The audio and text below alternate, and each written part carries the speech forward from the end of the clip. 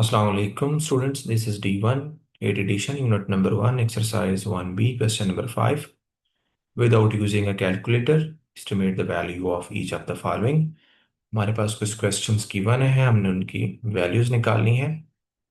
Part A और B में हमारे पास स्क्वायर रूट निकालना है। सी और डी में हमने क्यूब रूट निकालना है। अब स्क्वायर रूट अगर एस्टिमेशन की बात कर रहे हैं तो आपने जो नंबर गिवन है स्क्वायर रूट के अंदर, जब एस्टिमेशन वो फाइंड बताएगा तो वो परफेक्ट स्क्वायर नहीं होगा। हमने उसके जो नियरेस्ट परफेक्ट स्क्वायर बनते हैं हमने वो नंबर ले लेना है। ठीक है, जैसे कि अगर आप देखें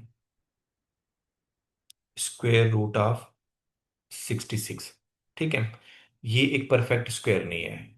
अब इसको कैलकुलेटर पे सॉल्व कर सकते हैं, लेकिन डायरेक्ट इसको आप सॉल्व नहीं कर सकते।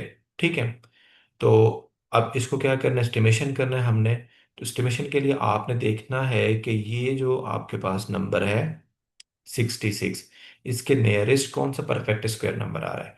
तो इसके पास दो नंबर्स आ रहे हैं, 64 आ रहा है एक, और दूसरा आपके पास 81 एक परफेक्ट स्क्वायर है। ठीक है, क्योंकि परफेक्ट स्क्वायर का अगर स्क्वायर रूट लेंगे तो आपके पास एक होल नंबर आएगा। ठीक है, तो हमने यहाँ पर चूज करना है जो नियरेस्ट होगा। ठीक है, 64 जो है ना वो नियरेस्ट है 66 के, और या 81 जो नियरेस्ट है 66 के। तो 81 तो दूर है, 64 है, तो इसका मतलब ये है कि हम इसको कर लेंगे यहाँ से कि स्क्वायर रूट ऑफ 66 अप्रोक्सीमेटली आपके पास इक्वल होगा स्क्वायर रूट ऑफ 64, और वो आपके पास किसके इक्वल है,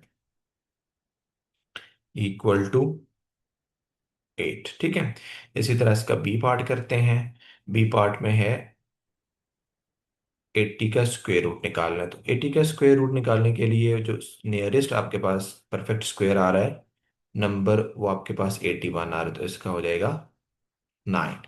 इसी तरह आ जाए सी पार्ट पे। सी पार्ट में बेटा आपको बता रहा है क्यूब रूट, तो ये हो जाएगा आपके पास 18। ठीक है, तो क्यूब रूट आपके पास मतलब कि किसी भी नंबर का आपने देखना है कि जिसका हम क्यूब लें तो वो इसके नियरेस्ट आ जाए। ठीक है, तो इसके नियरेस्ट दो नंबर्स आपके पास आ रहे हैं।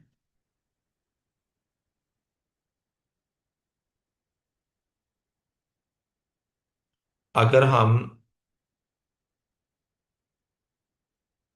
इसमें देखिए, अगर हम 6 का क्यूब रूट लेते हैं तो वो इक्वल होता है 216, और इसी तरह अगर हम 7 का क्यूब रूट लेते हैं तो वो इक्वल होता है 343। तो अब देखें इसमें से नियरेस्ट कौन सा क्यूब रूट हमारे पास आ रहा है, 6 का क्यूब रूट आ रहा है और 7 का क्यूब रूट आ रहा है। ठीक है, तो 6 का क्यूब रूट नियर आ रहा है 218 के, तो ये हम इसको छोड़ देंगे, जो नियरेस्ट है उसको हम टेक कर लेंगे। ठीक है, तो क्यूब रूट ऑफ 218 अप्रोक्सीमेटली आपके पास इक्वल होगा क्यूब रूट ऑफ 216। तो 216 का क्यूब रूट लेंगे तो आपके पास आ जाएगा 6। इसका लास्ट पार्ट है डी, क्यूब रूट ऑफ 730। तो 730 के जो नियरेस्ट क्यूब रूट आपके पास आ रहा है,